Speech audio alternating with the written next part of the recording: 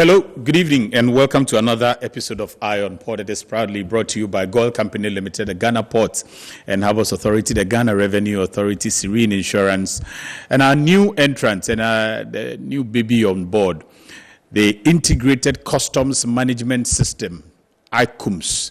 Ghana Link Company is the company behind ICUMS. They are on board, Eye on Port.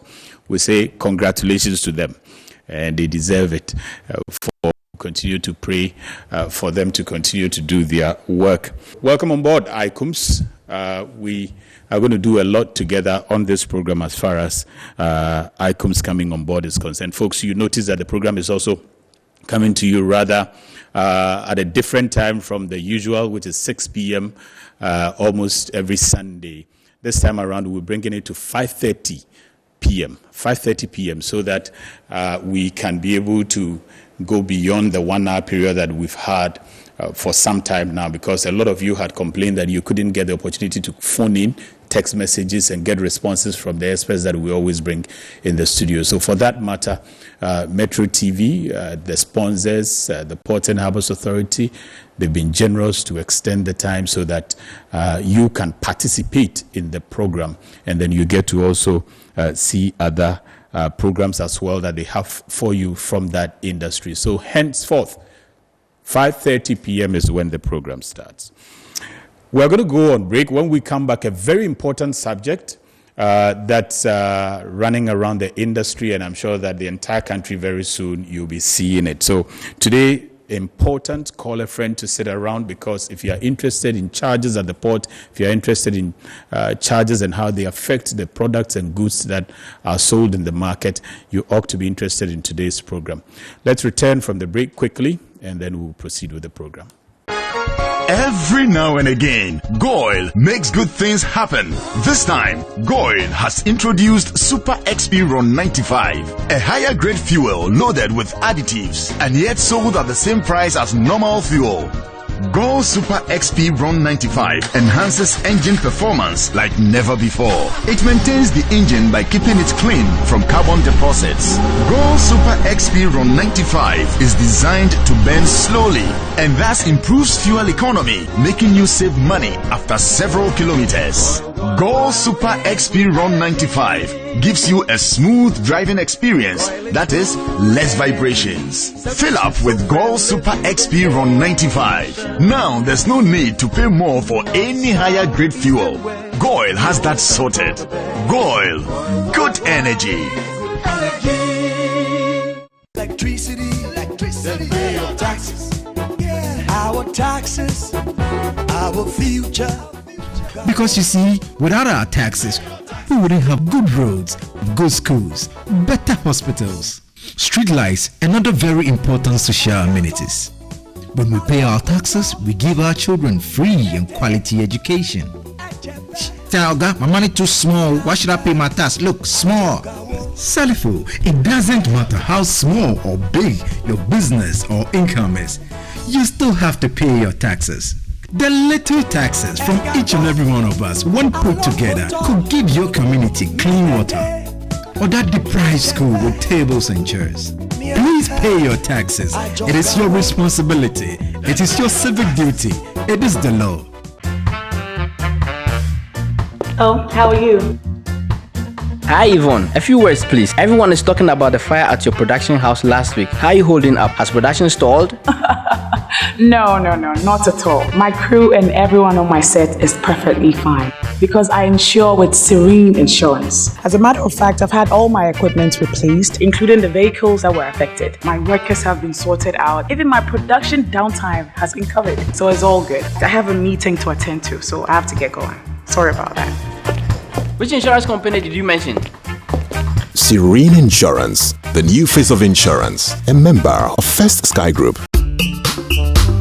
Utiliser les ports de TEMA et de TAKORADI'S, c'est avoir un traitement rapide et sécurisé de vos marchandises diverses en conteneurs, en sac ou en vrac, ainsi que tous vos véhicules en transit. Le Ghana a construit un parking bien pavé pour tous les véhicules en transit. Une nouvelle gare frigorifique pour le stockage de la marchandise congelée en transit. Avec un nouveau centre de traitement de données construit et la mise en œuvre efficace d'un guichet unique national qui permet aux données d'être accessibles par tous les intervenants, le traitement des dossiers dans les ports du Ghana est maintenant efficace et plus efficient. Utiliser les ports du Ghana, c'est profiter des systèmes de portes électroniques et d'exploitation des terminaux ainsi que de la réservation des navires en ligne, entraînant ainsi un parc de camions fiable pour un acheminement de vos marchandises dans les brefs délais avec un suivi satellitaire jusqu'à nos frontières. Les femmes, à vous les honneurs. Les ports de TEMA et de TAKORADI'S célèbrent la femme. Que les bienfaits de cette célébration apportent plus de bénédictions. Ça, coronavirus yare no yare a esan pa so obi nya bi na se opo wagu so ana se ohwinti gu so a wutumi nya yare ni bi okadi ni bahani onaka oyehila ekoji ohe banye do oba wulo ogo bahunu oba chine ojamba wohe oba na sen kaka mekuma musunchon mekuma nu ni anihe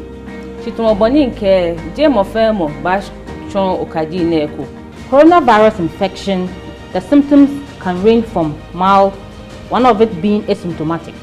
Asymptomatic just means that you may not have any symptoms at all, and the disease process can gradually worsen to be a severe form, the severest being ultimately death. We are expected to sanitize our hands when our hands are not visibly soiled or you can't really see dirt on your hands.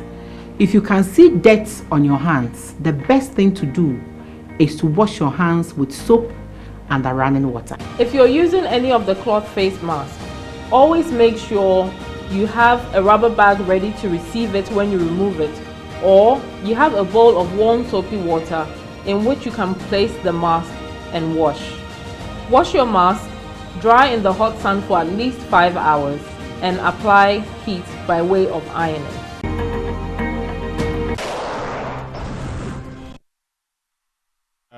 Very soon you'll be seeing a lot of adverts also coming from the other sponsors, and in particular the kind of job that they are doing around the port and maritime industry. Integrated Customs Management System, ICUMS, says they've been doing quite a lot, and even at the vetting of the ministers on particularly with the Minister of Trade, for instance, he touted quite a number of things that the ICUMS has been able to achieve in the industry on behalf of government. You hear of that, and I'm sure that going forward you'll be seeing quite a number of their stuff during our break as well. I'm actually going to start with international news because there are quite a number of things happening around the international front. When we come back from that, the local news. Italian oil and gas company ENI has said that the Damietta LNG facility in Egypt produced and lifted on Monday, 22nd February 2021. This is the first LNG cargo produced by the terminal after it was shut down in 2012. ENI said in a statement that this is an important milestone in the process to complete the agreement reached in December 2020 aimed at settling all pending disputes between the parties and at restarting the operations at the plant. Norwegian subsea shipping company CM Offshore has secured a contract for its CM Spearfish vessel. The Oslo-listed firm said on Wednesday, 27th February 2021 that the contract is for 2 months with options excluding mobilization and demobilization. The contract for an undisclosed client will see the offshore subsea construction vessel utilized outside West Africa. The vessel is en route to the port of Las Palmas, expected to arrive there on 5th March. UK's tech firm SRO Solutions has signed an agreement with Belfast Harbour to provide IBM's Maximo Asset Management software licenses as the port looks to increase digitalization across its operations. Over the coming months, the company's consultants will help Belfast Harbour expand its use of the software to deliver greater efficiencies.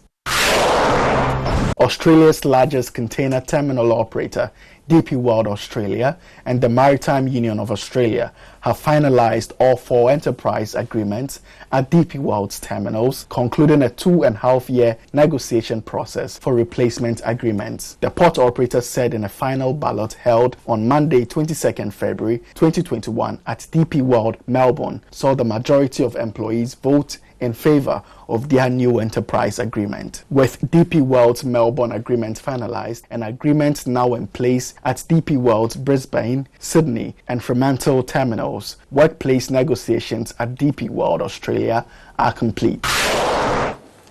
Okay, so on the local front, as I mentioned earlier, the past week saw some 2 significant ministers designate who have quite a role to play within the port and maritime industry. I'm talking about the trade ministers designate as well as the transport minister designate. They were vetted in the course of the week, and some important messages or subjects emerged out of their vetting. Let's listen to that, plus many more. The Minister-designate for Trade and Industry, Alan Tremanting, has revealed that the deployment of the Integrated Customs Management System at the ports of Ghana in 2020 saw a cumulative increment of government revenue by 176% from July to December that year.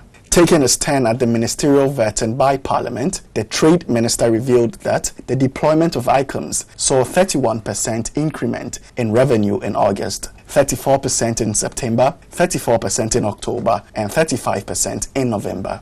He added that in July 2020, when the ICUMS was deployed, it saw a 23% revenue increment compared to the same period in 2019, while December 2020 saw a 19% increment compared to December 2019. The Trade and Industry Minister-designate said it is undoubted that this upward increment in revenue mobilization is attributable to the ICUMS, and this feat is even more impressive considering the fact that the system the period of the global COVID-19 pandemic. After the first month of deployment in July, there was an increase of 23% over the previous year, 2019. This is against the background that we were in the heart of the COVID experience, which obviously then meant that there was a lot of trade disruption. Alan Tremanting attributed the leakages suffered in the country's revenue mobilization over the years to the multiplicity of service providers that had for a long time characterized doing business at Ghana's ports. You have so many companies that are providing different types of services, very often not fully integrated and coordinated with each other. This, regrettably, has been one of the major reasons why there have been leakages in our trade facilitation landscape, and then by extension also our revenue mobilization space. He said the intervention of bringing on board the Integrated Customs Management System was to maximize the operational efficiency of customs systems, which he believes is being achieved. I took a bold decision that we needed for once in our country to put in place a comprehensive, fully integrated, end-to-end trade facilitation system that will do a number of things. Provide operational efficiency for imports and for exports. Secondly, to enhance revenue mobilization. Also, deepen our security arrangements. Trade Minister explained that due procurement processes were followed in contracting ICUMS, and his team is ever prepared for any court action on judgment debt by the previous vendors. The provisions of the original agreement gives the right of government to early termination upon the payment of appropriate compensation, as every agreement provides. So, if GCNet or West Blue, as the honourable member was referring to, decides to go to court, will be ably represented there. The Minister-designate for Transport, Kweku Ofori-Isiama, has revealed that, barring any unexpected circumstances, the multi-purpose Atlantic terminal at the port of Takoradi would be opened to cargo traffic by the middle of 2021. The Transport Minister-designate, who was speaking during his turn of ministerial vetting in Parliament, said the 16-meter depth of the terminal's berth would make the port of Takoradi a preferred choice for major shipping lines globally. I can speak to the glory of the Lord that they'll be able to secure the funding for this project. If we're not to be the covered, they would have opened to traffic by the middle of this year. But I'm hoping by the end of the year, the first berth should be able to open, and the depth is 16 meters. He said the president's faith in IBESTEC, the wholly Ghanaian company with the concession right for the Atlantic terminal, is being paid off through the company's ability to bring the world-class infrastructure to being. But Achema, what is significant about this particular project is that the president insisted that we should let the Ghanaian business people, what we call the indigenous Ghanaian people, we should try and see if they can have the capacity to lead the arrangement of this project. So IBESTEC, which is a wholly owned Ghanaian company, then we approached that because already they have started something called GPH at Takoradi. On the Keta Port project, the Minister-designate for Transport, Kweku Ofori-Isiama, said feasibility studies conducted by international consultants will be completed on schedule and expressed hope that investors will be engaged for the development of the port infrastructure before the end of 2021. If we don't take our time and do a proper work, by putting up that port, the whole coastline will be disturbed. So I plead with members of this house that the stages that we are going through, or the stage that we are going through now, is as important as putting the infrastructure in place.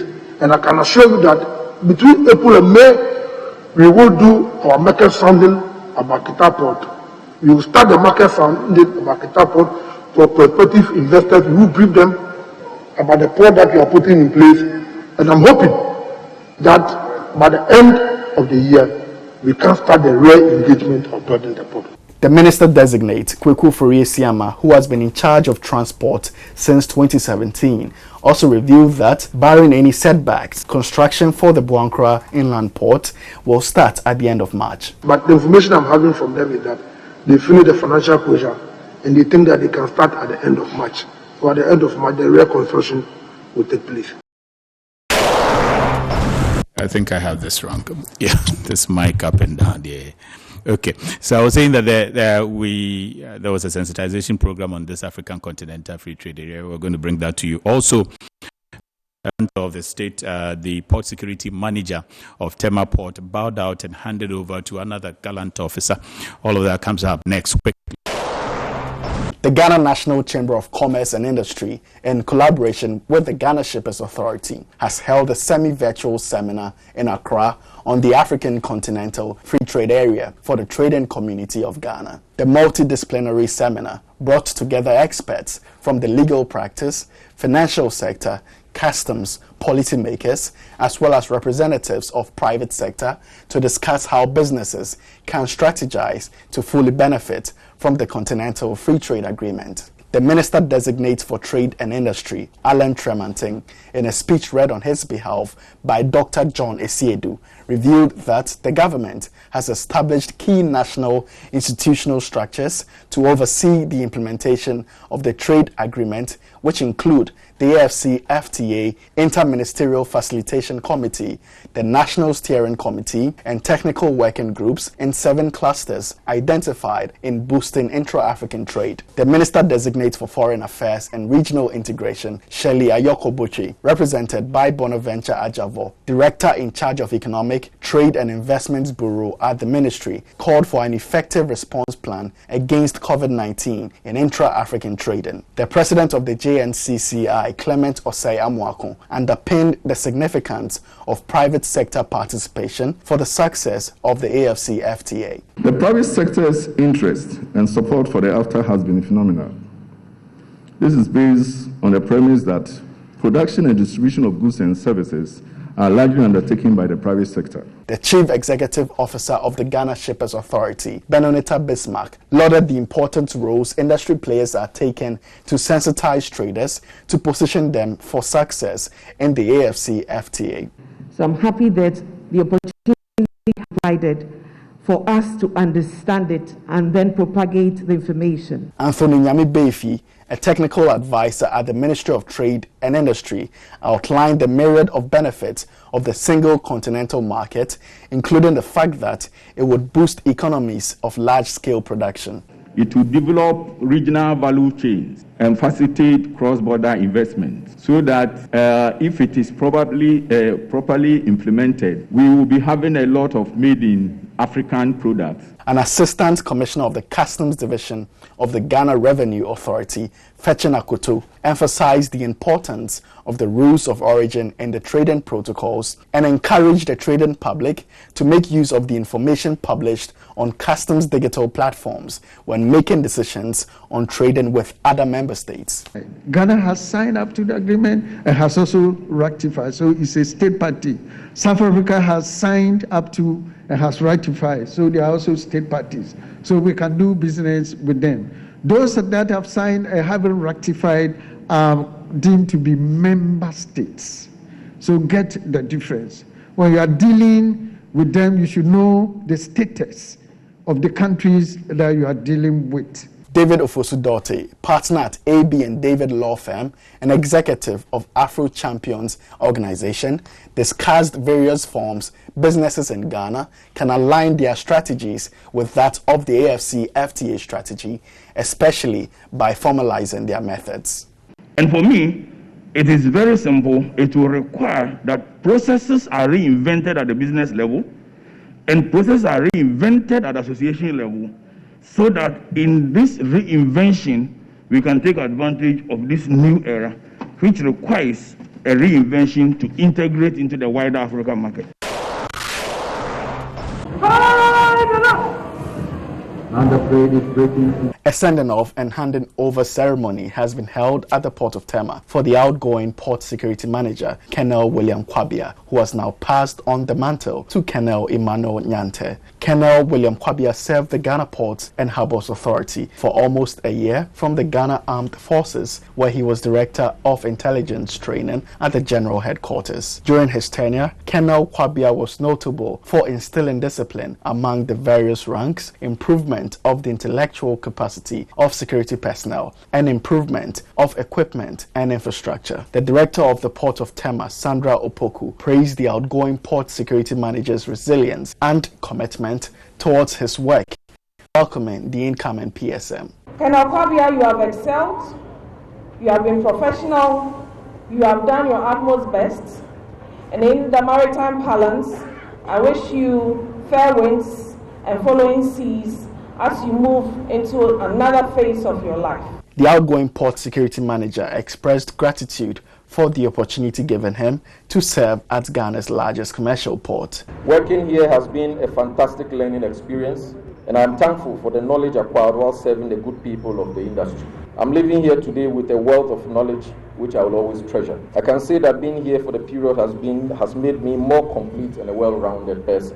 He had encouraging remarks for his successor. To my successor, the department is currently undergoing a transformation, and I urge you to drive the process in order to improve the outlook of the department and make it an entity that management can rely upon all the time.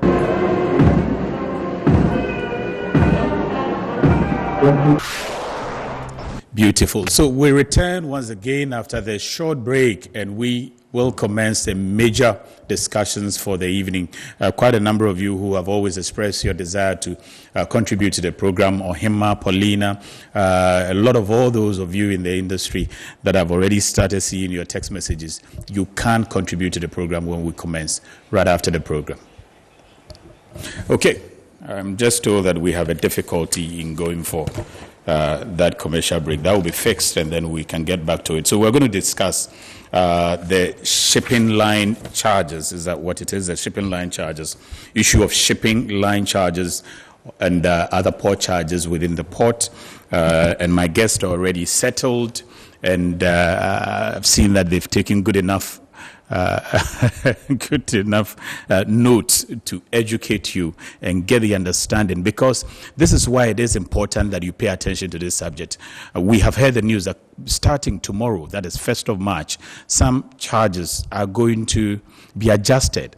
within the port, and it is important that you get to know. So we would learn from them whether the adjustment is upwards or downwards and all of that, what goes into it and what you should know about it. So my guest in the studio is the General Manager, Marketing and Corporate Affairs, Ghana Ports and Harbours Authority, my personal person and boss. Madam, pleasure to have you in the studio.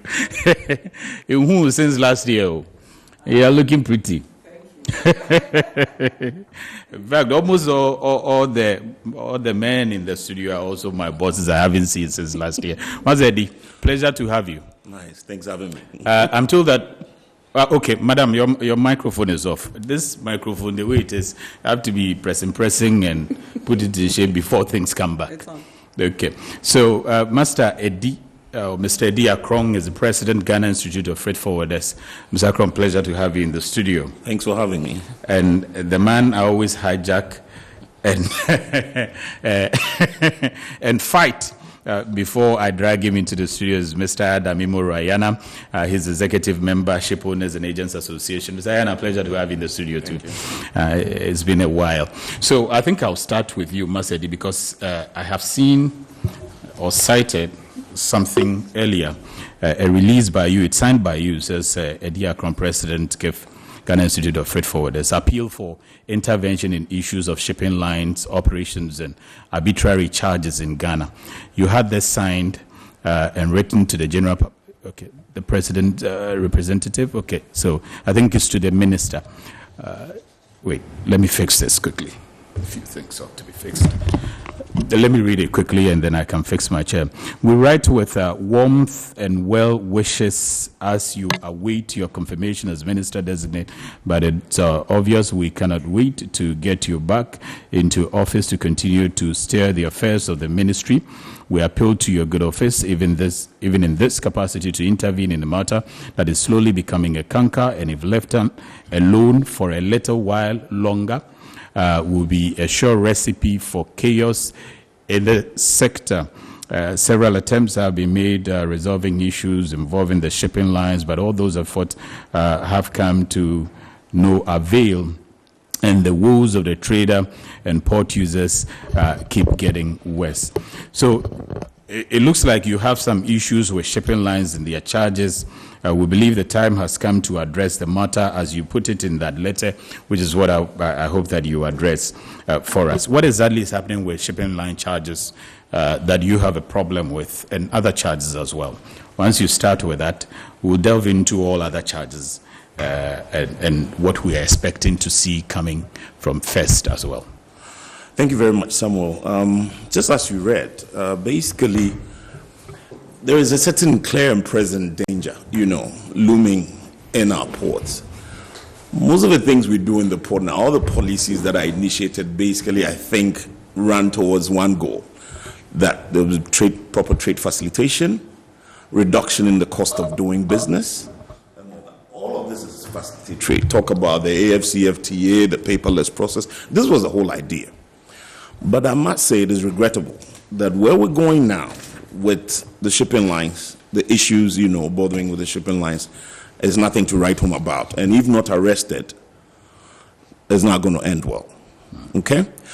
There have been recent charges. There are lots of things. I'm sure if you look at that letter, there are lots of issues that we put across. Major amongst them are the charges, the quantum, okay, and why it should be so. I'll take one basic thing. You see, back in the 80s, if you look at the history as to how all of this started, then you can maybe appreciate why this becomes worrisome, okay? So back in the 80s, early 80s, the ports did not have a lot of facilities, okay? Heisters, ship-to-shore handling cranes. And then what happened? Fast forward. There have been a lot of development in our ports. At the time, the shipping lines were allowed to charge a fee because they had to facilitate, the offloading of containers from their own vessels. This was the advent of the containerization, okay? So they were allowed to charge a certain fee at the time. Now, that is the beginning of all of this. But where are we now? Now you pick up an invoice from the shipping line and it would amaze you the things you see. Allowed to charge certain fees based on what? Based on the fact that they had to acquire their own machinery okay, to do their stevedoring, helping taking off, containers from their own vessels so they could have a better tenor. And now those are not being done by them. But I'm saying now that is different. You should look at our ports now, okay? So for those who are not aware, what's changed that you so think what has changed? There's been a lot of facilities in our port have been put in the right place. There's a new port, all of that between TAKORADI'S, TEMA, okay? So that problem is no more there, okay? But be that as it may, because they were granted that, how far has it come? But then it's gone on and on and on. If you look at the structure of the invoices that we have from the shipping lines, it would amaze you what is happening. GPHA has just gone, we were invited and told that there was going to be some increase in stevedoring charges. What is the quantum of that, fee, the increment? But suddenly, there are letters flying in from all these shipping lines. And then there's serious, increases that they are charging. And some of them, then you begin to wonder, they don't do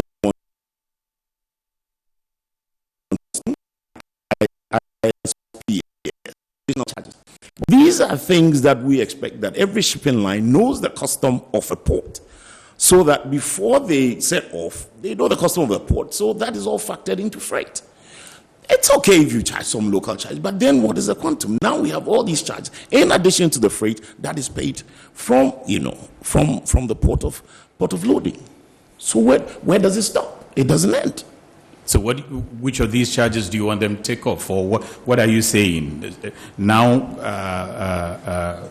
our understanding is that from 1st of March, which is tomorrow, that's correct, some charges would go up. We'll get a breakdown of what those charges are about. What are you asking of them? I'm saying it shouldn't happen. These port additional charges shouldn't happen. We should get a reasoning for these security fees, ISPS fees.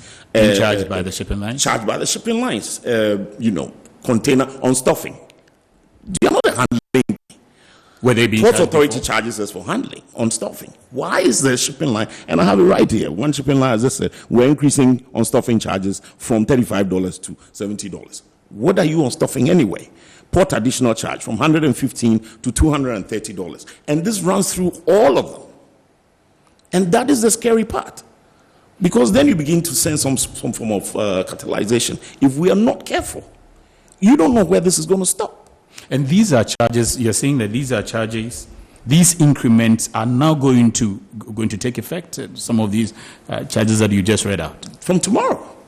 Okay. But give me a few of what you just mentioned. So I've just talked about a port additional charge from one company. I don't want to mention the shipping line's name, but I know it runs through all of them. Just give me the charges. Charge for 20-footer, $115, and then for the 40-footer, they're going to charge $30. Okay. But you talked about on stuffing. Then you have on stuffing, $35 for a 20-footer container, $40 for a 40-footer container. Does the shipping line do on stuffing?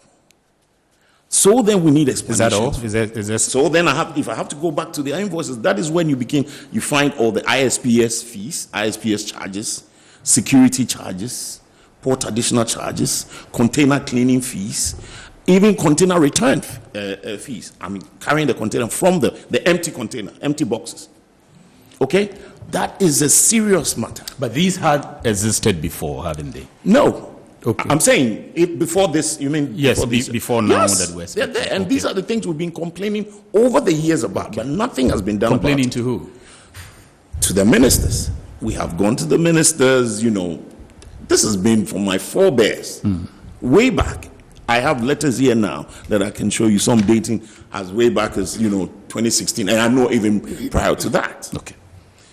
Okay. So once we have the preliminary from you, I think that I have a fair idea what you're raising in your release, which you made in the course of the week. And then, because I wanted you to start from that angle, because you have the issues. And I noticed that the chief executive officer, this one is a chairman, rather, of the Concerned Freight Forwarders Association, equally raised something similar. And some of these people are your members as well. So I noticed that Johnny Mante is secretary to this. He's also a member of your association. That's why I wanted you to commence with what your difficulties are. Mr. Anna, listen to Eddie Akrong and some of the issues that he has raised. What about shipping line charges that we're hearing all these hue and cry about? Thank you, everyone, and good evening to your listeners. I don't even know where to start from because, to be honest with you, I don't really understand where we are starting from, where Eddie is coming from. And maybe I would have to set the parameters so that I can better appreciate and understand where he stands and where he's coming from. Yeah. I think, shipping or the maritime industry is a broad industry, right? And there are several players in the industry. So sometimes, and these players, just to go back, you mentioned experts. I would say, to use the word experts, it's a challenge. I mean, I think the only expert I know is God. All of us are kind of knowledgeable, a bit knowledgeable on the issues or the areas that we apply in. I don't see any experts. So there are players, there are different players in the industry, and these players, I think, understand their rules that they play and understand exactly what is happening with either their customers or their service providers. So if you look in the shipping industry, we have some people we call NVOCCs, and these are non-vessel owning common carriers.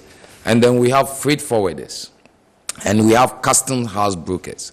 All these players do different things.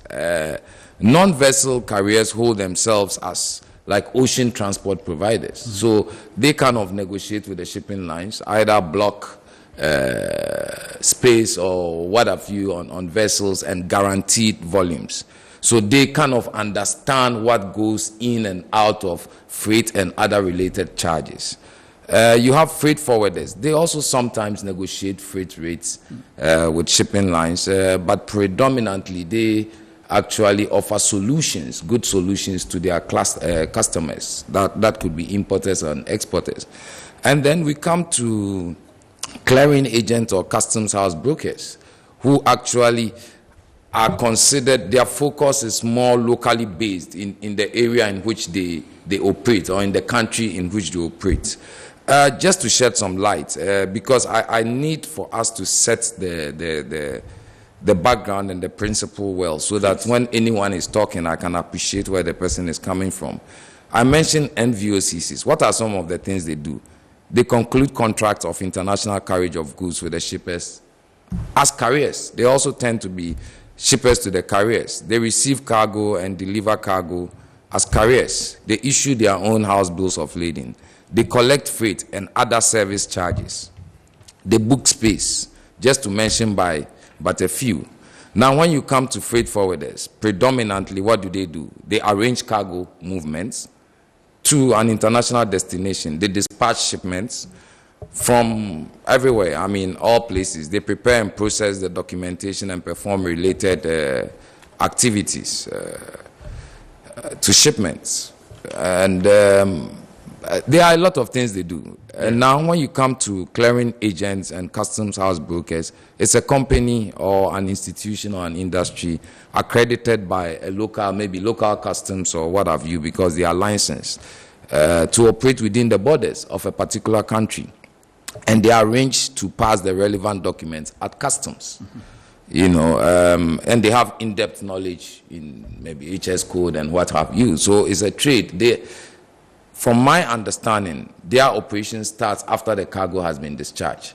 So sometimes when I hear us talking about freight rates and shipping line charges have gone up and other things, then I'm a bit at a loss, because if the players actually negotiate the freight rates with the shipping lines, then they could understand, or the shipping lines would educate them or explain to them what the charges relate to.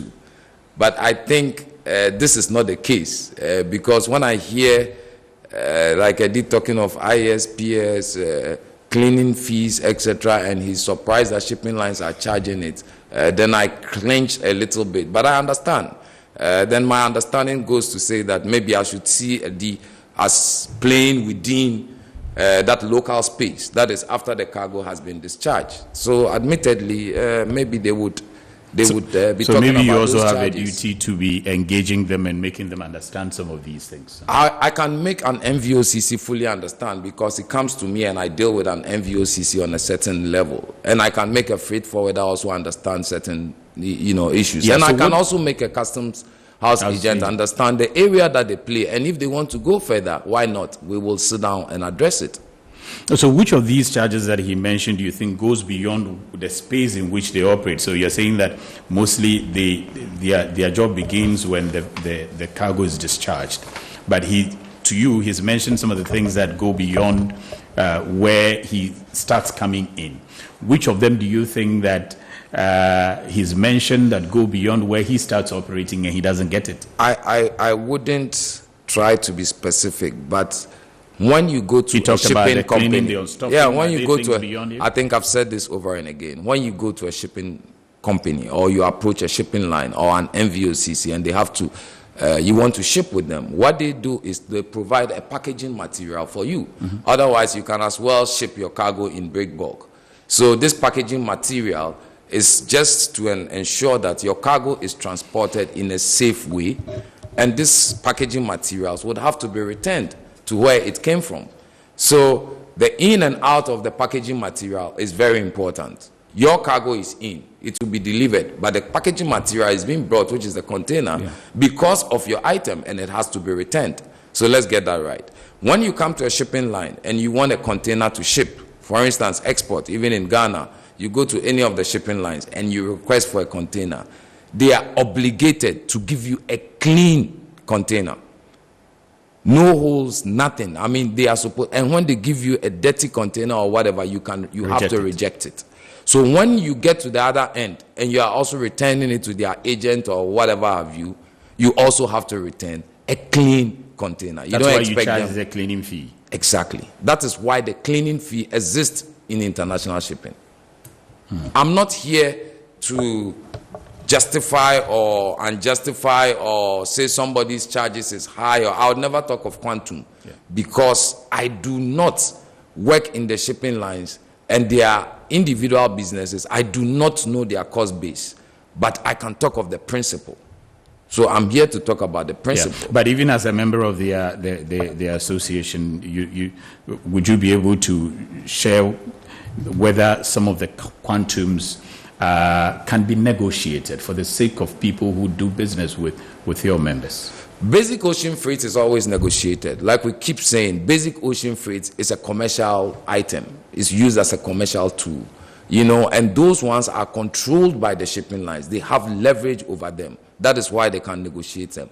But other charges, such as stevedore charges, all those port charges, etc., it's not something they control, so they can never negotiate that. What about the cleaning and unstuffing and the cleaning? They can negotiate that because it's within their purview. That's what I'm saying. Is that something you can advocate for their negotiation? For instance, either to reduce significantly for the people to feel the impact. Oh, Sammy, I think maybe you didn't understand the beginning. No, once you have a relationship with a shipping line, why not? You are a customer to the shipping line, so you can always sit and negotiate. Why do people have free demurrage? Why do people have more demurrage free time and others have less? It's negotiation. Why is it that two people ship from the same country or port of origin and land at the port of destination, but their freight rates are different? So that means there's some form of negotiation. So you are saying that an individual importer, for instance, or a broker on behalf of an importer can negotiate a reduction in the cleaning or unstuffing fees? I'm saying that a customer to the shipping line can negotiate with the shipping line. Okay. So this is why you don't see the complaints by Eddie? I don't understand. I wish I could really appreciate it, because, I've told my friends several times that if you have issues, go to the relevant people. If you are having issues with maybe meeting somebody, you can come to our offices. And whatever it is, if we can explain it, we'll explain it to you. If we can't, we'll go to the shipping line to try to appreciate what the issues are and explain. And if there's anything that can be done about it, why not? Okay. Now, I'm going to have Madam coming to also, as a landlord, coming from the Ports and Harbours Authority, the landlord, to also help us get some of the understanding of the charges. Now, he also talked about The one he said, which one did you say is 115? The port additional. The port additional charges. If you can speak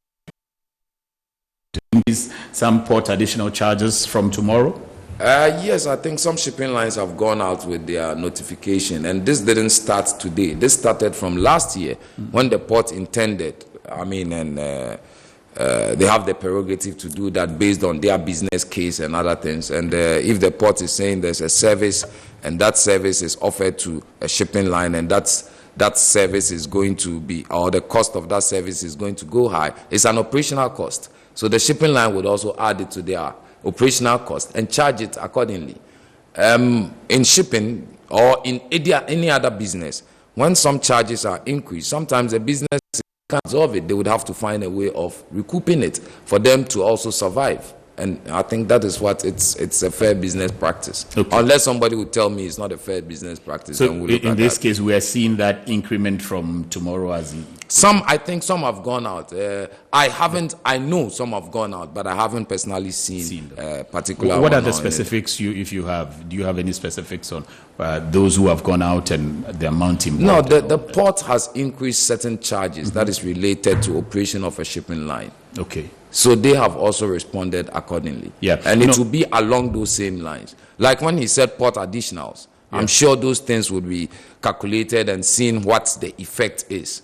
And then they would roll it out. I'm just trying to assemble some of the numbers and see whether we can be specific for the benefit of the person who is using MSC, for instance, the person using China. Do you have any numbers you can share before I come to Madam? Like I said, I haven't seen what has gone out. But even if I had seen it and I speak to it, I already know their cost base and I already know their cost structure. And everybody has a different freight structure. Yeah. So you cannot necessarily pinpoint. Angela? Yes, Sammy. Coming from the Ports and Harbours Authority, the landlords or the landladies of the entire business, what are we hearing about all these charges? What charges are we seeing from 1st of March? That's tomorrow, just tomorrow. Thank you very much, Sammy, and good evening to our viewers. Yes, the Port Authority has served notice since January that we are going to look at upward revision of some limited container charges for the shipping lines. It's about our port charges to the shipping lines. And so this includes the port dues, the stevedoring charges, and we have craneage. And then also we look at the empty containers that the lines have to ship back to their origin. So these are the 4 major items that the Port Authority has served notice on to review. Now, if you take the port dues, we are looking at $10. Port dues, $10. Port dues, we are looking at $10 increase.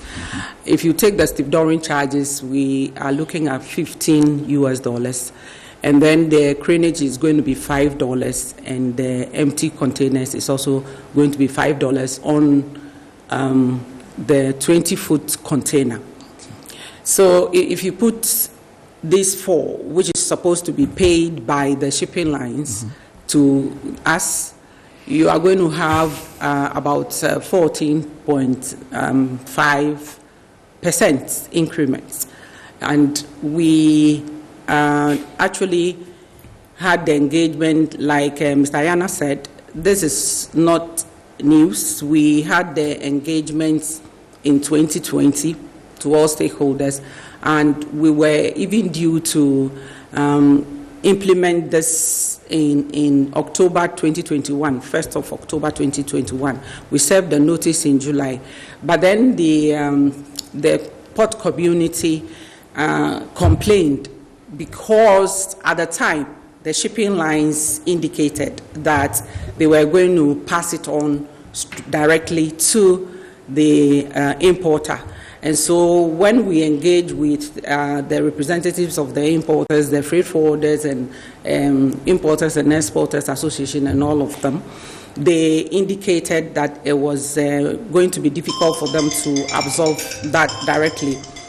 And they were of the view then that they felt that it should be part of freight and not offloading the direct impact of what we are going to charge the shipping lines onto them. And so with all the complaints and our sector minister coming in, we have to suspend the implementation, which was supposed to be due for 1st of October 2020. And so we said that, okay, then we'll do that 2021. But come 2021 January, we decided not to do the implementation in January. We served the notice again to for the implementation to take effect on 1st of March. We actually in January also did some level of engagement. Okay. We met with the some executives of the freight forwarding associations to give them the information that what we suspended in 2020 we want to implement now, and we did not have any complaints. We also had to inform the Shippers Authority that has the mandate to regulate our tariffs, and we didn't have any adverse information from them. So what we were looking at is for the 1st of March, which is tomorrow, for us to be able to take these from the shipping lines. Okay. So in the course of the engagement, had the shipping lines agreed that they would not pass it on? No, of course. We are not expecting them to agree that they will not pass it on. You directed them to? It's cost. Okay. It's cost to them, as Mr. Ayana has said.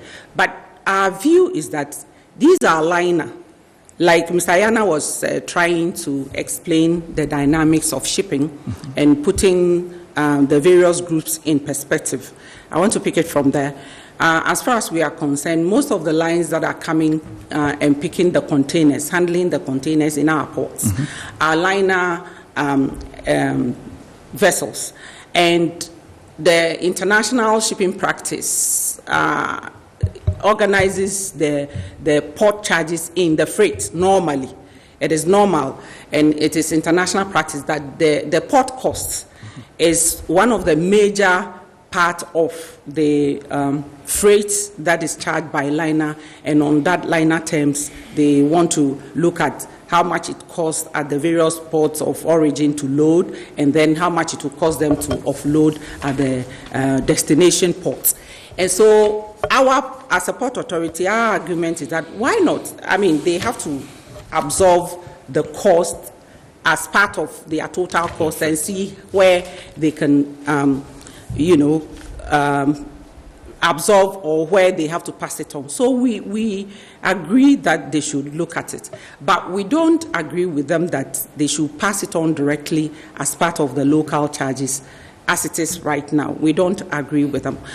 Okay. I also want to make a point. That's why the shipping practice has been that the port charges forms a major part of the freight. First of all, the main thing the liners look at is the destination. That's the distance. And when they are looking at that, they are looking at the fuel that they are going to be using. And then they look at the port charges, and then also if there are congestion and other things at the port that they are coming to, whether there are delays, the turnaround time, and all of that. They look at it to be able to make a decision. So sometimes, I mean, the international practice is such that sometimes you don't get the line putting all the port charges back on the importer. No, because for example, and I want to take this opportunity to say that, for example, like Mr. Akron said, our ports have evolved over the years. There's so much our container terminal, and we have drastically improved upon all the facilities that we have to handle these containers in good time. If you allow me, I just want to share, the turnaround time that we are currently having. If I just want to compare the 2020 with the 2019. 2019 at the MPS Terminal 3, the turnaround time of the vessels were in the region of 3 days and 7 hours. But 2020 is in the region of 2 days and 5 hours. The turnaround. Significant improvement. Yes. The turnaround has to do with the time that the vessel will wait at anchorage before it is brought in, and then the time it will take at berth, and then by the time we have finished the offloading and unloading and the vessel is gone back to sail to its destination. And again, I would like to also indicate that with all these facilities that we have provided, one would think that in the era of the COVID, our cargo traffic would have even reduced. But I'm also happy again to let you know, Sammy, that if you take our container traffic for TEMA, you realize that we were able to make a 19.84% increase over the 2019 figures. And then we were able to do 23.07% over the 2020 target. That tells you that we have the facilities, and most of these big vessels are now able to come to our port. So if a line has been able to make this kind of savings in the day, a vessel in port is using fuel and it is cost. So sometimes internationally, the shipping line will look at it. If I'm able to make such a savings at the various ports, then they may decide not to put all the charges on the importer to pay. Secondly, we also expect that the totality of the effect should not come on the importer, because they are making the export leg too. Although I appreciate that they do a lot of empties when exporting, they do a lot of empties, but they still do some level of export cargo, and should also be kind of absorbed by those who are doing the export. So yes, I don't want to go into the line figures.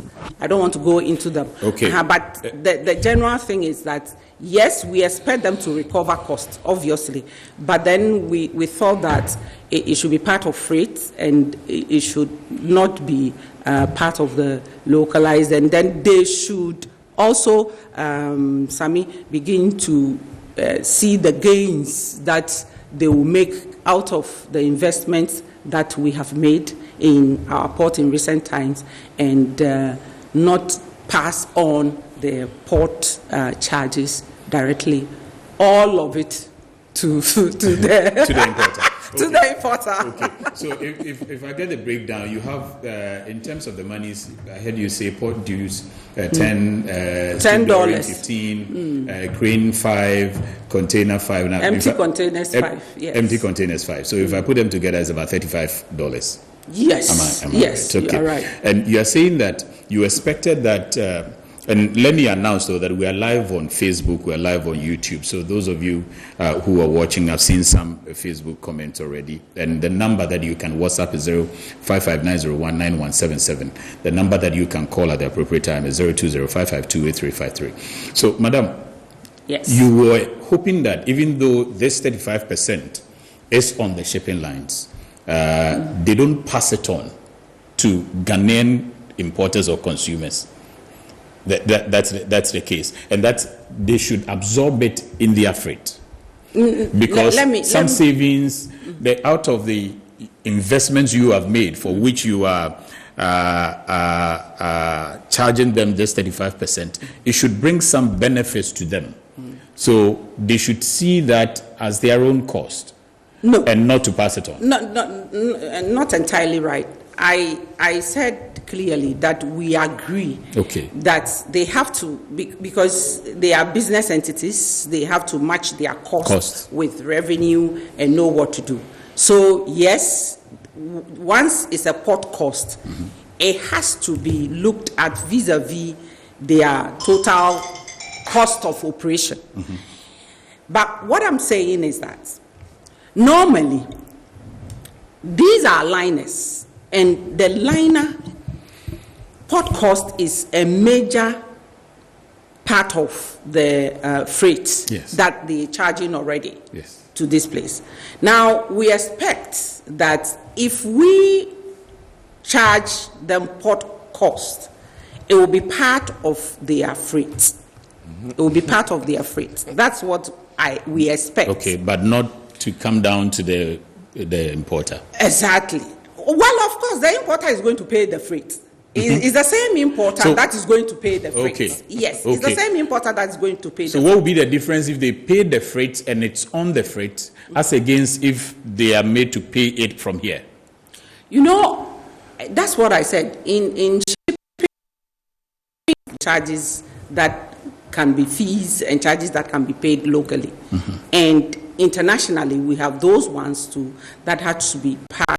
What I'm saying is that when it's this one, international standards, the port charges is a major part of the freight already. If you take the destination and they are looking at the distance and the fuel comes in, I don't want to bore our public with the details of freight calculation. No, I will not do that. But what I mean is that this port that we are charging the shipping lines, and it's all over. It's an international thing. If the shipping line is a liner, normally the liner terms include the port charges, and so we expect that when we charge, they put it as part of freight. The difference is that when it is part of the freight, the importer is fully aware of what they are going into. The importer is fully aware. Now, what we are seeing, and over the years, is that information flow for most of the charges that are localized is limited. So the client comes down, importer is ready, and then they come and they have to pay A, B, C, D, and it's a problem.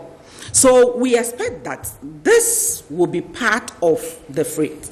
And so I was advancing that argument that, you know, internationally, the lines, shipping, why that part is part of the freight, it gives the lines that maneuverability. If the way the ports and the productivity and efficiency at that port is not up, you will realize that they will charge more freight.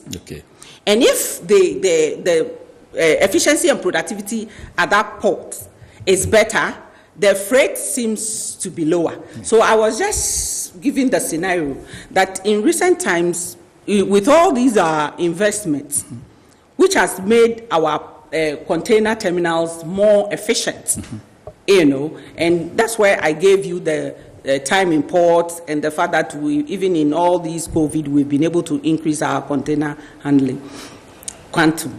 We expect that the savings that they will make on the efficiency we are seeing at the ports should be able to cushion part of the port cost. But I think, and I'm going to play a video by the Importers and Exporters Association. I see that they have sent a very long write-up coming from Mr. Samson Asaki. I would rather play the video instead of reading all of this. But basically, and even reading this, I noticed that they are saying that they understand that it's about time that some cost that you have made in investing at the port is recouped.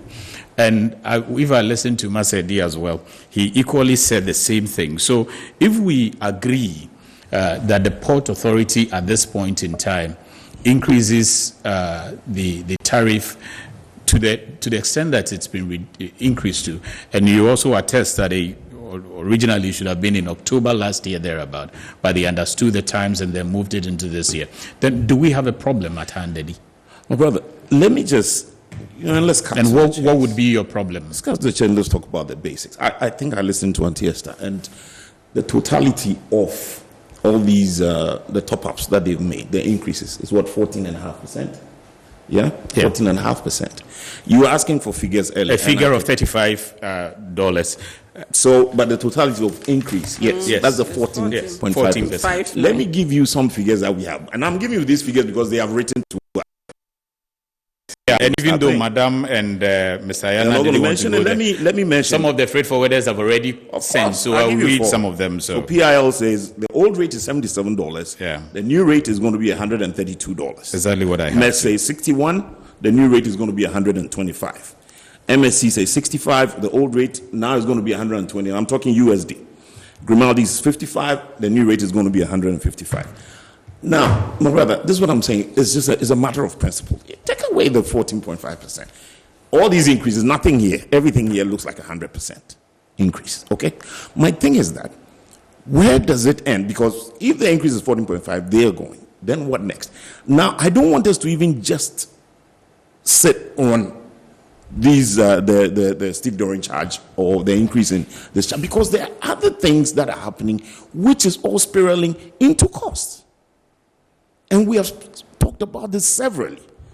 My brother Yana was mentioned that, they've given, we should come and sit down. Look, we have gone to them. We go to the shipping lines directly. Are they going to do? Look, they won't listen to you. That is the truth. Why wouldn't they listen to you? I'm telling you, because we have gone there. They're working in the country, nothing has happened with you. Nothing has happened. That is why we need a certain intervention. From who? Of course, that's why we've written to the minister. The minister. He needs to call this one ASAP, so we sit down and look at all these things. Things like the days that look, if you look at the trade facilitation agreement, Article 6 of the trade facilitation agreement specifies, in reference to our industry, that any fee or charge should be commensurate with the service. Okay? Is that what is happening? No. So you're saying, let's break it down again for the sake of time, because I have to read some other comments coming from folks. You are saying that even though you are fine with a 14% increment, and you think that out of all the things that Madam has enumerated, that is justified, your problem is the quantum of increment that's been put on by the shipping lines. Exactly, and I'm saying this has been happening over all this time, that now is getting, but if you want to tell me that just because they increase is 14.5%, they decide to go over 100% on their charges. So and I'm also saying you said, even though the port increased by 14%, they have increased by what? 100%? All the increases you see here are over like 100%. Okay, wait. So I see old tariff from this PIL. Mm-hmm. Old tariff from PIL used to be $77. Mm-hmm. It's now going to be from tomorrow $132. Okay. That's the new tariff. Mm-hmm. That's for 20-footer container. For 40-footer container, it used to be $154. It's going to be $264. That's what the difference is. What you are complaining about. Exactly. And I'm saying this. I don't want to just concentrate on, because there are lots of other charges. This is what is spiraling. Were you engaged by the shipping lines before this increment? As Madam said, they just wrote to us. The Port Authority engaged you. No, the Port Authority engaged us. So you were not part of negotiating the eventual increment with the shipping lines? No, so you just get these letters and they come in our mail and we receive them. We're supposed to comply. Okay?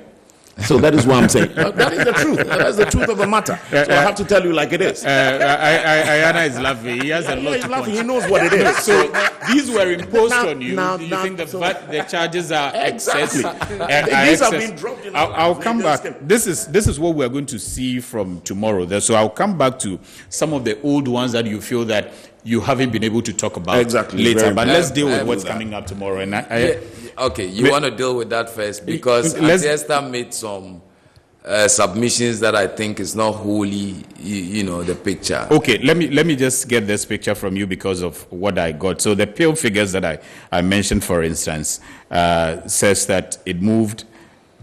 Okay, do I have it? Okay, so it moved from the old figure, 20-footer is going now $132. It used to be at $77. It's going 40-footer is now $264, going from $154. Why the increment in this level? And that's starting tomorrow. If the Port Authority, for instance, only increased by 14%, which is $35. I don't know where Port Authority got their 14% from, to be honest. But the $35, even sitting down as a layman, you know, not to talk about anything, sitting down as a layman, and I've told you already that these containers are brought in and they have to be sent back. Have you taken into consideration the port dues, the stevedore, the craneage, both in full and empty? I don't know if they've taken that into consideration. I don't think if they've seen the round cost, you know, the round trip cost. So you had other costs to hold on. The impact of the cost, it's not 14%. Okay, but the value is the value 35%, though. I think it's far more than 35%, because what are they looking at? You are looking at $35. Sorry. Even if you look at just look at, I don't want to dwell on this, but quickly, just look at port dues. You said 15, it's what? 10. Sorry. 10. Okay, that's for import. Steve Doran 15. Right? Steve Doran 15. It gives you what? 25. Fantastic. Crane is 5. And 30. then there is receipt and delivery. 35. Let's leave that even out. Now, at empties, what happened to it? Don't you pay the same things for empties? 5. That's there. Container empties $5, and it's part of the. You don't pay port dues for empties? No, it's part of the port dues. No. Hold on. It's part of the port dues. Hold on. You don't pay Steve Door for empties out? No, we pay for empties out. That's why I said, Mr. Yana. So that's why all I I'm saying that is the client pay local charges when it's going out. No, hold on. You're saying that craneage is inbound. That is $5 increase, right? And the outbound is free, or? No, I mentioned it. That so the outbound is also 5. So when it is all the outbound is not empties. Yes, but all the outbound is not empty. Statistically speaking, when you look at it, when you bring, and anybody can challenge me here, when you bring 10 containers, full boxes into Ghana, what we've seen is, what's the best you can take out? You can take about 2 full boxes, so you'll be taking 8 empties out. But let me leave. That's why I don't want to go into that, because look, at the end of the day, the cost base of every business is different. But I read something to you, and they will make progress. And the assertion that all these charges are supposed to be in freight is neither here nor there. Freight charges are neither here nor there. That's why in freight charges, there's something called basic ocean freight, which there's something called basic ocean freight, right? Which moves from, that's when the vessel is moving from the quay to the other quay. That is why in shipping we have something called destination terminal handling charges, origin terminal handling charges. All those things are what? Steve Doran and all those things are part of it. We have something called, the freights are also different. All inclusive freights, you can have everything boxed up, right? And then it will be given to you as one rate. Why do we have surcharges and levies in shipment? Why do we have the BAF and the CAFs? And you spoke about congestion. Is congestion added to the freight, or it stands alone? So at the end of the day, all the shipping line wants to do is, listen, this is my basic ocean freight. These are all the other additional charges. So that tomorrow, should maybe port charges go up or anything, and I adjust it, you know where it's coming from. It's not that it will be sitting in my freight and then maybe I'll increase my freight. Hey, freight rate is gone up. But listen to something. This is a report that came up. This was just, I think, Thursday or Friday. And permit me to read. Information received from several sources indicate a heightened threat to shipping in the eastern limits of the Maritime Zone F and the whole Maritime Zone E, Togo, Benin, Republic of Ghana, and Nigeria. The threat is expected to continue from 25th February to 10th of March. The specific areas of concern includes Maritime Zone F, Ghanaian waters off Keta to Ghana-Togo boundaries line, etc. It goes on and on. It says, advisory, all commercial maritime actors, especially mariners and vessels, are encouraged to take necessary steps, including hardening the vessels and maintain high level of alertness, as well other measures as contained in BPM West Africa.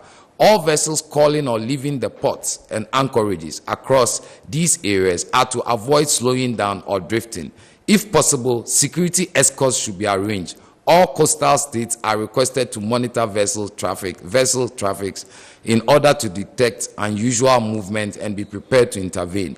These reports, we get them every time, right? How does that? People talk of ISPS, right?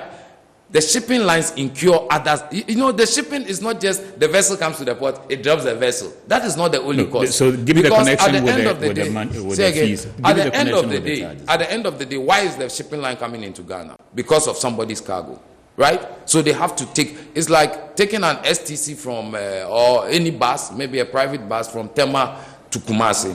If they say there's armed robbery or there's something on the road or some difficulty on the road, when the bus operator, improve their security, won't that translate into increased cost?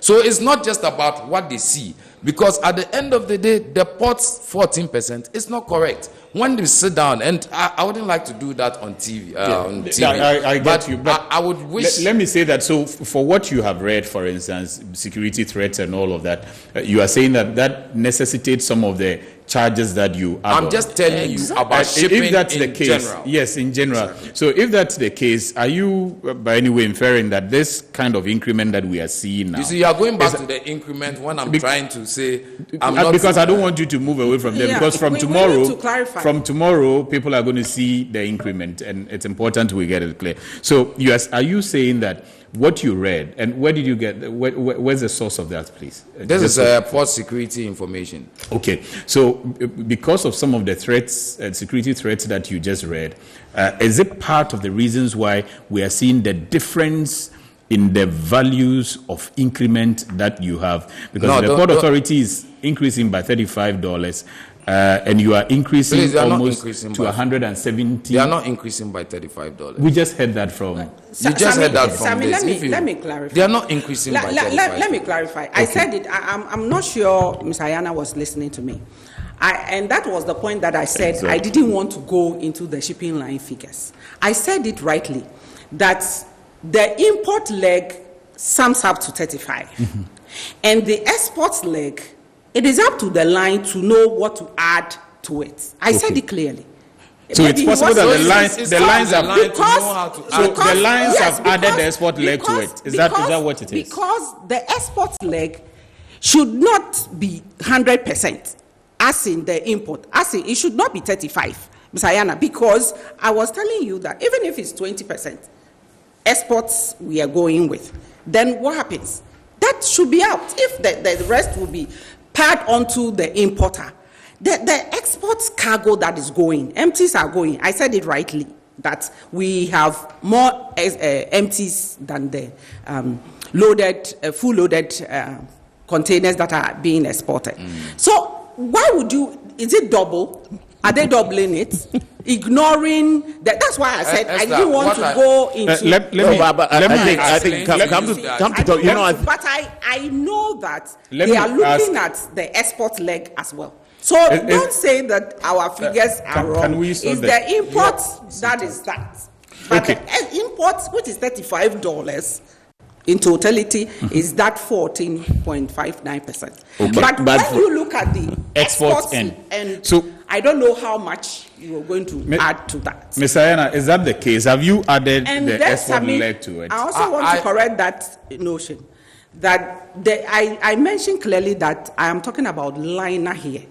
And I know that internationally, liner, the port charges are part of the freight. Okay. I know where you want to get to, and I know the answer you want, but you won't get the response you want. But you won't get that from me. Let me be very clear. We just have about 10 minutes ending. I want people to get to know. I want people to get to know what is expected tomorrow, and I also want us to leave here knowing that there's a possibility of some reduction of a sort or not. And if you or we all agree that things ought to be the way it is, this is what everybody is going to pay, then people are conscientized, because from the table we've gotten that there's justification for increment. Nobody is disputing it. So there's that justification. But if everybody will be in agreement, then that is what the public will take. Okay. Okay. That's why I'm asking that. I see Grimaldi lines, for instance. Their old fee used to be $115. Now, for 20-footer, now it's okay. No, they move from 55 to 155. Rather, that is all fine. Look, okay. They've moved. I want to find out if you were increasing by 35%, $35, which is what the port had done. Somebody would not expect it to go that high. Where is the additional? Where are you getting the additional cost from?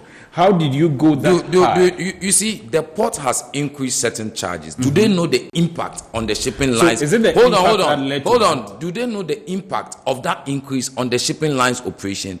You have to take all that into consideration. Okay. And what she's saying about we know that freight, what the liner terms, let's really state it well. What is full liner terms? And I'm happy that at a point in time, you asked a certain question. If you add whatever, all the charges, all the shipping line charges, that's maybe it comes on an invoice in Ghana. If you add it to the freight, who finally pays? Isn't it? But I mean, it's the awareness. What are we talking about here? That it's not a matter of what we're talking about, my brother. Not? I mean, what is aching me right now is the fact that, Mr. Anna, we know what you're talking about. You just read this whole thing from the port security, the security thing. Hold on. Eddie made a statement that the shipping lines have not sat with them. This is a liner charge. The shipping line would only sit with those who negotiate freight with them to discuss liner charge. So why would the shipping line sit with someone who is not? That is why the shipping line sent out notification to their shipping community, to those who actually buy freight from them long ago, 1 month or so ago. And don't forget, and 1 month ago that they're going to increase. That local charges are going to be increased to this level. The shipping line, they have their different charge structure and strategy. The shipping line can decide that you pay freight in Azerbaijan when even the container is coming to Ghana. I personally, I'm also an importer, right? Last year, I remember I imported a container from China, Ningbo to Tema, and I paid the freight in Taiwan, right?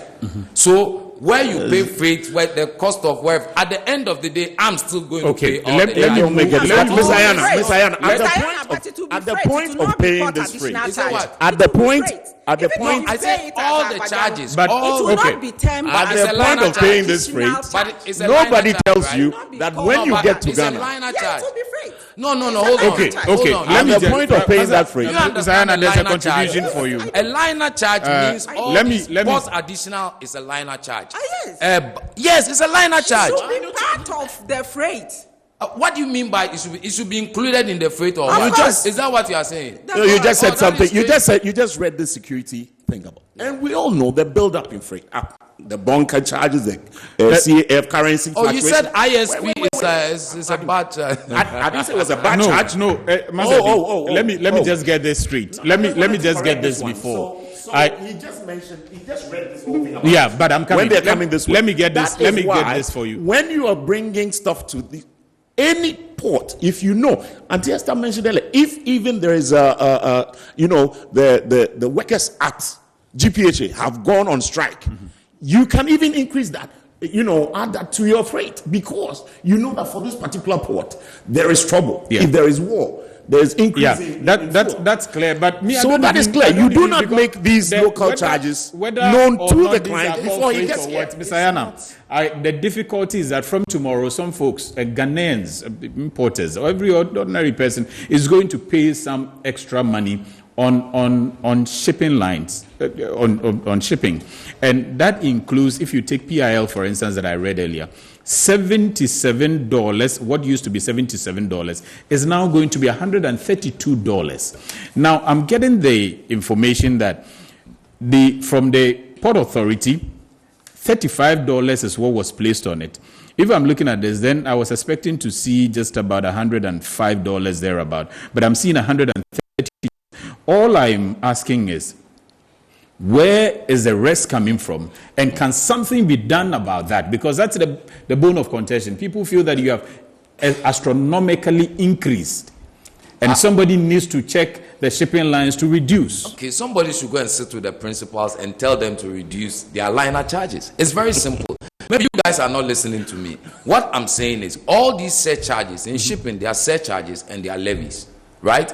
Shipping lines want to bring transparency, so they are trying to itemize the charges. How they form their structure, etc., is their business. So no, at the end of the day, the person paying up to have a rough idea. At the end of the day, if you are a customer to the shipping line, obviously you are going to negotiate these rates with them.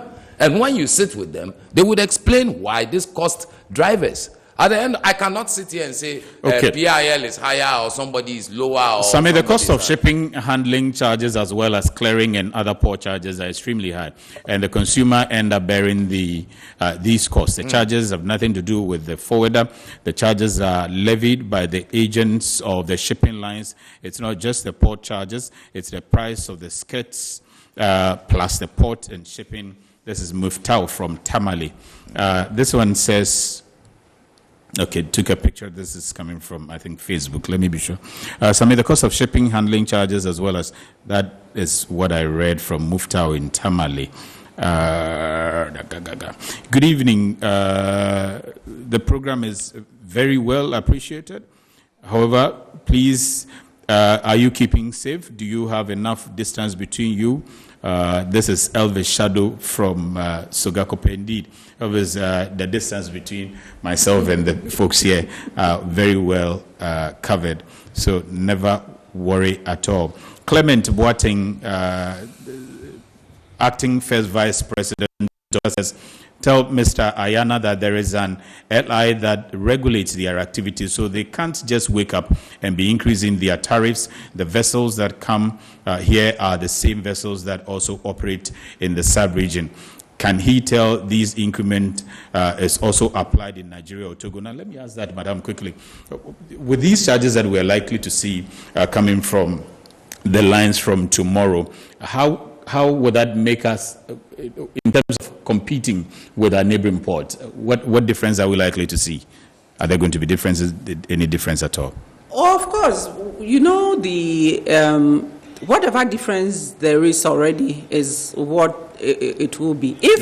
If we have increased our port charges, so the shipping lines put it on the water.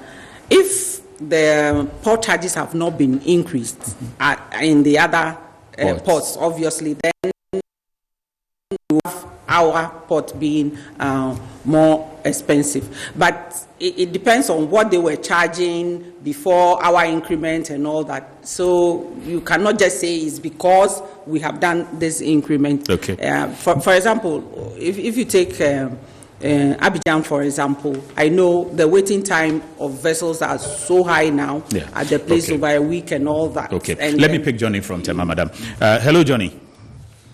Hello, good evening. Good evening, sir. Can I go on? Please go ahead and be fast about it, sir. Okay, thank you very much. Firstly, let me correct an erroneous impression my good friend Mr. Ayana gave in terms of what freight forwarders do. Is this Johnny, the freight forwarder? Yes. The gentleman, Mr. Eddie Akron, is the president of the Ghana Freight Forwarders Association. Is he telling me with companies like Magdan, Consolidated Shipping, Imago Logistics, Cosmopolitan Logistics, Operator, name them, bad freight. These are, hold on. These are people who are freight forwarders. Exactly. Number two, the issue of the charges itself. He's only throwing everybody overboard. The issue is that those charges are clearly illegitimate. And he knows that. And in this country, we are aware that before you implement any charges, you have to go to the Ghana Shippers Authority to negotiate their charges. After yesterday, the Shippers Authority clearly came out that the shipping lines has not come to them to negotiate any charges. Look at LI 2190. It's clearly there. We cannot allow the shipping lines to come into our jurisdiction and do anything that they want. Ask him, last year, Next Line alone, do you know how much profit they made? Over $48 million. And you are just, in this little country that you keep coming, you always want to increase charges. Johnny, I would have to end with you here. The law. It is very clear. They have breached the laws of this country. I don't allow them to implement. Tomorrow, please, we are not paying tomorrow. Let them understand. Tomorrow, nobody is paying any increment on the so-called. Thank you, Johnny. I think that point is made that you are, I don't know whether to call it threatening, that tomorrow you won't pay the charges. Johnny is very right with the people that he mentioned, that they are freight forwarders. All I tried to say was, this is the work of a freight forwarder, this is the work of a customs house broker, so that when somebody is speaking, from what angle, I would pretty much understand it. Did you just because charges, of time, that was the reasoning for the break. Did you negotiate these charges? Did the shipping lines discuss the charges with any entity before the bringing it out? I don't know if anybody is listening. These are liner charges. So you don't explain? No, these are the principals. It's the principal's charges. And they charge locally? They come up with these charges, local charges. The principal charges and will tell you, the agent, how you should charge. There are other shipping lines that are not charging. If we are going to allow this to happen, then we are finished. There are other shipping lines who are not charging or who are not collecting from here. I'm sure if hold on. I'm ending, but let me ask this. If a shipper, a shipper goes to the shipping line and says that, listen, this charge, the incident should be here. Why not? The shipping line will accept it. I don't see the issue. Are we likely to see? Is it possible that some of these figures we are seeing can be reduced? I don't know. Because I don't know. No, because I don't know the cost base, right? Okay. But at the end of the day, let me be very firm here that this is a liner charge. And if you go and see the shipping line that you want to pay it at wherever, once the importer and the export, the shipper agrees, Master, 10 seconds, let me end. I am telling you. You are going to pay these values from tomorrow. You know they're not going to pay. That is why I'm saying it's going to be chaotic if the minister does not call us to sit, because trust me, all this talk about they're adding to the freight and look, enough freight is being taken already, and the freight rates are very high as we speak. So these local charges, I do not believe are something that is planned outside for them to come in. In any case, there were lots of things I wanted to talk about, which has been swirling into the charges. If we follow already, we've been spared of additional 30 minutes and we still couldn't finish. So let me say a big thank you to you, Madam Saji Bidonko, General Manager, Marketing and Corporate Affairs, Ghana Port and Harbours Authority, Mr. Edia Crown, President, Ghana Institute of Freight Forwarders, and Mr. Adam Imoro Ayana, Executive Member, Ship Owners and Agents Association of Ghana. Folks, thank you for watching. See you same time, Lord willing, next week.